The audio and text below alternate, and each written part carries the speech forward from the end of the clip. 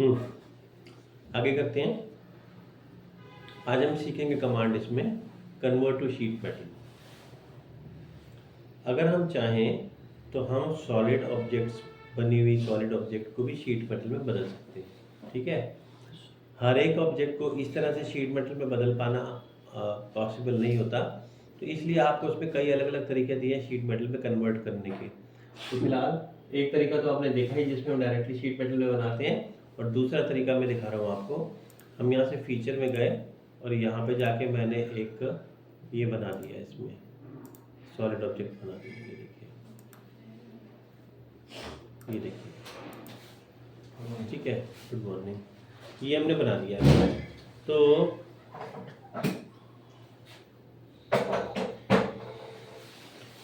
इसको मैंने एक्सट्रूड कर दिया। ये देखिए, मैंने इसको एक्सट्रूड कर दिया। ये तो अभी सॉलिड ऑब्जेक्ट है, देखिए सॉलिड ऑब्जेक्ट है, इसको मैंने ओके कर दिया। इसको करने के बाद मैंने क्या किया कि इस पे शेल कमांड लिया, और शेल कमांड देने के बाद मैंने इसको ये वाला ऊपर का तो हटा दिया इसका, और ओके कर दिया। ये बनकर आ गया। अब दिखने में तो मैं शीट जैसा लग रहा है, लेकिन एक्चुअली शीट थोड़ी ना, ये तो एक सॉलिड बॉक्स ही है, इसको हमने शेल किया हुआ है। तो ये कंडीशन ज़रूरी है पहले करने के लिए। अब हम शीट मेटल में चलते हैं। हमने ऑप्शन ले लिया कन्वर्ट टू शीट मेटल। आप देखो, ये ऑप्शन पहले एक्टिव नहीं थी, अभी एक्टिव भी हो गई। जब हमने कमांड दिया तो इसने आपसे कहा सिलेक्ट अ फिक्स्ड एंटिटी, क्या आप बेस किसको मानना चाहते हो। मैंने नीचे वाले हिस्से को सिलेक्ट कर लिया, इसे हम बेस मानना चाहते हैं। फिर इसने पूछा बेंट एजेस, बेंट एजेस में मैंने क्लिक किया, यहाँ पे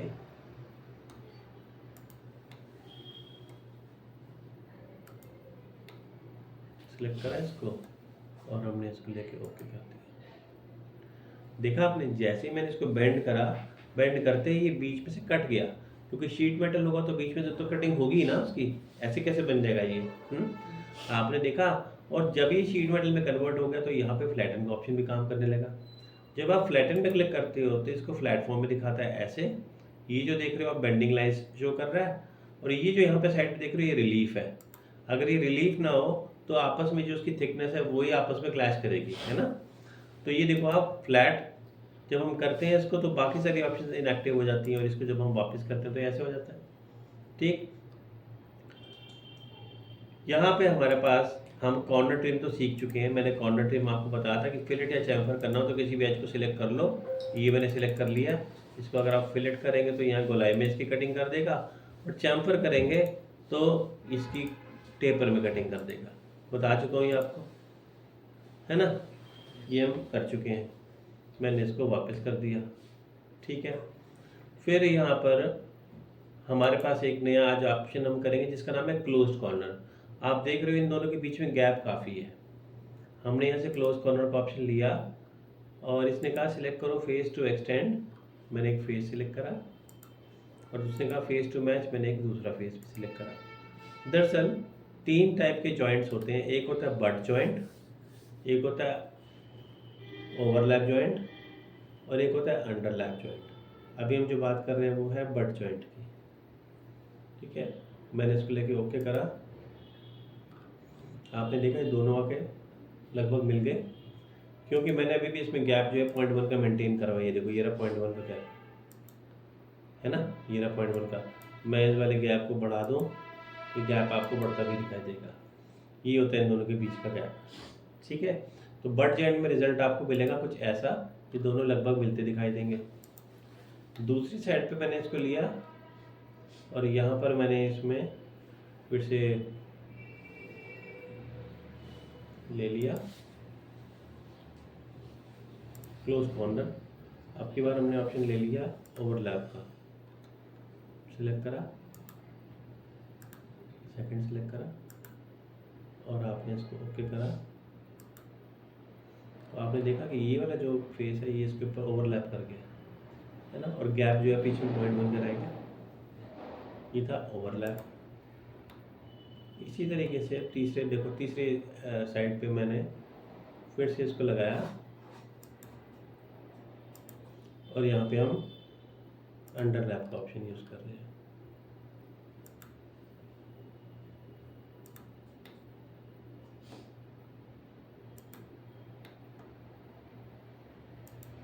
ये देखिए अंडरलैप में ये ऊपर हो गया, बस ये फ़र्क है। ठीक है, तो इस तरह से लैपिंग करके हम इन गैप्स को क्लोज कर सकते हैं। नीचे जो आप देख रहे हैं ना, ये इसको रिलीफ में ये कह रहा था आपसे, अगर यहाँ पर भी ये थिकनेस आपस में आगे टकराएगी तो ये तो यहाँ से बेंड कर ही नहीं पाएगा, इसलिए यहाँ पे रिलीफ देना ज़रूरी होता है। हम जब इसको फ्लैटनिंग करते हैं तो ऐसे दिखाई देता है। जब हम यहाँ पर देखें, अभी फ़िलहाल 3 ऑप्शन दिखाई दे रही हैं जब ये हमने फ्लैट नहीं किया हुआ। जब मैं इसको फ्लैटन कर देता हूँ तो हमारे पास यहाँ पे सिर्फ एक ही ऑप्शन देखने को मिल रही है जिसका नाम है कॉर्नर ट्रिम।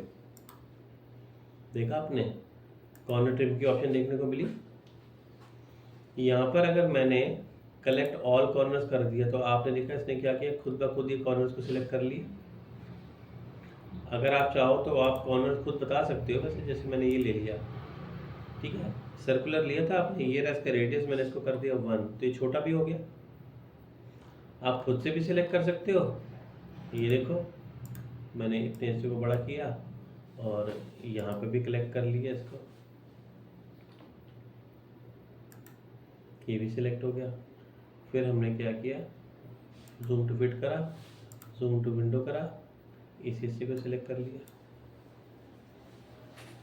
और इस हिस्से को, ठीक है। तो इस तरह से अगर मैंने इसमें सभी को सिलेक्ट कर लिया, कॉर्नर ट्रिम लिया, और अगर मैंने यहाँ से कलेक्ट ऑल कॉर्नर्स कर लिया तो ये सभी को सिलेक्ट कर लेता है। ये हमें दिखाई दे रहा है इसमें रिलीफ। तो आप रेशियो टू थिकनेस करोगे, थिकनेस के हिसाब से अपने आप इसको लगा देगा। अगर मैं सेंटर और बेंड लाइन करूँगा तो बेंड लाइन जो ये आती है ना हमारी, ये लाइन थी, इसको हम बेंड लाइन कहते हैं। आप देखो जब मैंने इसको वैसे ही बाहर था, पर मैंने जब इसको लिया तो उसने क्या किया, जहाँ पे इन दोनों का पॉइंट मैच कर रहा था उसको सेंटर मान लिया, ठीक है, और इसको मैंने ओके कर दिया। तो आपने देखा कि यहाँ पर इसने रिलीफ प्रोवाइड कर दिया।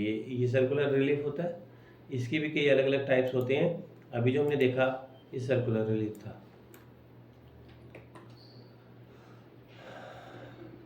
आप इसको चाहो तो स्क्वायर भी ले सकते थे, इसको आप चाहो तो बैंड वेस्ट भी ले सकते थे।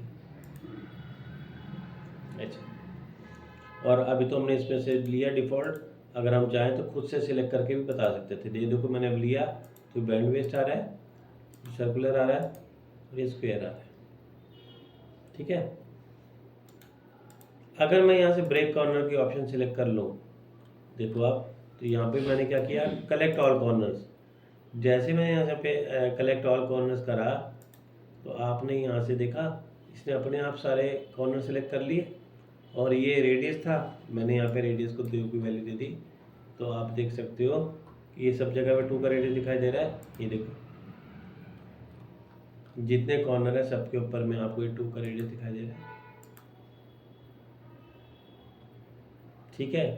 अगर आप इंटरनल कॉर्नर्स ओनली करेंगे तो एक सिर्फ अंदर अंदर वाले हिस्से में लगाएगा, ये सिर्फ अंदर वाले में लगाएगा अगर इंटरनल करेंगे, और अगर अदरवाइज तो सारे पे लगाएगा, ठीक है। रेडियस ठीक होना चाहिए, उसके साथ में वो कंपैटिबल होना चाहिए। ये हमने कर दिया। और अगर आप ऐड फिलेट कॉर्नर्स कर दो, और देखो मैं इसको ओके कर रहा हूँ,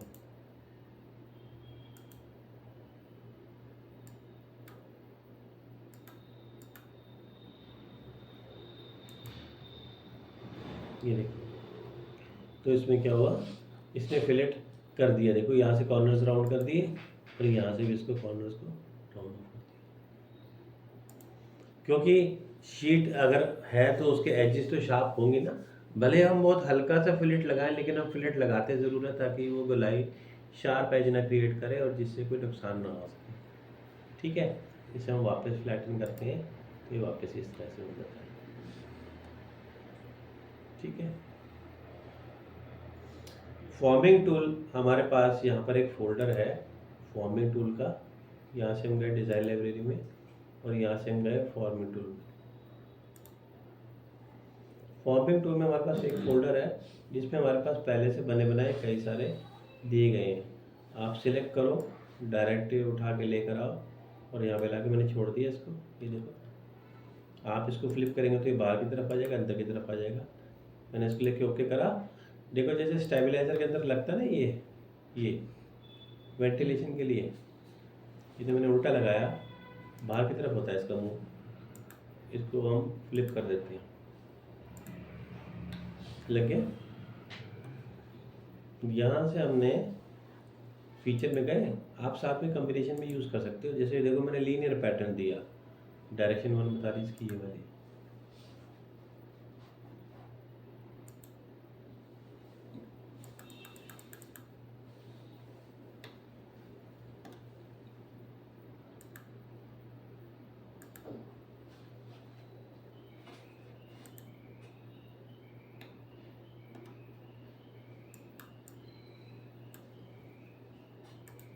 ये देखिए होता है ना, कोई भी इलेक्ट्रिकल अप्लायंस होता है, वोल्टेज स्टेबलाइजर होता है किसी भी चीज़ में, क्योंकि उसमें कॉइल होती है, बहुत हीट जनरेट होती है, तो उसको निकालने के लिए यह ऐसे लगाया जाता है। ये था हमारे पास, इसमें बना बनाया लूवर था। इसी तरह से आप लेंसेज लेंगे तो लेंसेज में आपको कुछ इस तरह के लेंसेज बने बनाए मिलेंगे। ये देखो ये लिखा है मैंने और इसको ओके कर दिया। इसमें लेंस कहलाता है। ये देखो एक तरफ से ऐसे छोटा दरवाजे के जैसे खुला हुआ है, इसको लेंस। वो रेडीमेड शेप्स आपको बेसिकली मिली है, जैसे डिज़ाइन सेंटर होता है वैसे। ब्रिज लिया मैंने, ब्रिज लेके यहाँ पे लगा दिया, तो this is something kind of bridge. ये देखो जैसे आपको पता है ना, वो दीवार पे हुकअप करने के लिए पीछे से ऐसे किया जाता है और दीवार में माउंट कर दिया जाता है उसके पीछे, ये वैसे ब्रिज बना के यहाँ इसमें है ना। तो ये अलग अलग तरह की शेप्स हैं, इनको सबको आप ट्राई करोगे। एम्बोसिस है, एम्बोसिस में बनी बनाई शेप्स हैं, जैसे कि ये देखो काउंट, ये हो गया, ये इसको मैंने फ्लिप कर दिया टूल तो बाहर की तरफ आ गया, ओके करा। ये देखो जैसे किचन में सिंक होता है, सिंक पे जो आउटलेट पाइप होती है वहाँ पे इस तरह से दिया जाता है। तो यहाँ पे कुछ तो शेप्स आपको दी गई हैं और कुछ शेप हम खुद से भी बना सकते हैं, वो मैं आपको अगली क्लास में बताऊँगा। ड्राफ्टेड रेक्टेंगल लिया मैंने, यहाँ पे लेके इसको लगा दिया और इसको लेके मैंने ओके कर दिया। देखो ड्राफ्टेड फॉर्म में ऐसे आएगा ये इस तरह से। जैसे थाली होती है ना, उसकी स्टील की थाली होती है जिसमें बने हुए होते हैं, खांचे बने होते हैं, है ना, जिसमें अलग अलग सब्जी वगैरह आप डाल सकते हैं। तो उसी तरीके से बनाई हुई एक प्लेन शीट होगी, इसमें आप इस तरह से अगर फॉर्मिंग टूल से कर देंगे तो डिवीजन उसके हिसाब से बन जाएगी। कई तरह की शेप्स हैं इसमें, ये सब आप ट्राई कर सकते हो। देखो ये सब आपने एक्सप्लोर करनी है। देखो वो खुला हुआ था और ये बंद है, ये दोनों में फ़र्क है। तो ये सब चीज़ें आपको इसमें एम्बोसिस मिलेंगे, एक्सट्रूडेड फ्लेंजेस मिलेंगे, लेंसेज मिलेंगे, लूवर्स मिलेंगे, रिब्स मिलेंगे। ये सब तो है कुछ रेडीमेड शेप्स। बाकी अगर हम चाहें तो अपने यूज़र डिफाइंड शेप भी बना सकते हैं। ठीक है, तो आज मैंने आपको इसमें कन्वर्ट टू शीट मेटल बताया। हमने इसमें जाके कॉर्नर ब्रेक, कॉर्नर ट्रिम सीखा, हमने ट्रिम भी सीखा इसके अंदर में जो हमारे को फ्लैटन करने में मिलता है। और मैंने आपको ये देखो हमने इसमें कॉर्नर ट्रिम भी सीखा और मैंने आपको इसमें बताया क्लोज कॉर्नर के बारे में, फॉर्मिंग टूल्स भी करे हमने। ठीक, इसकी प्रैक्टिस करके देखो, नेक्स्ट क्लास में फिर आगे कुछ नया बताऊँ।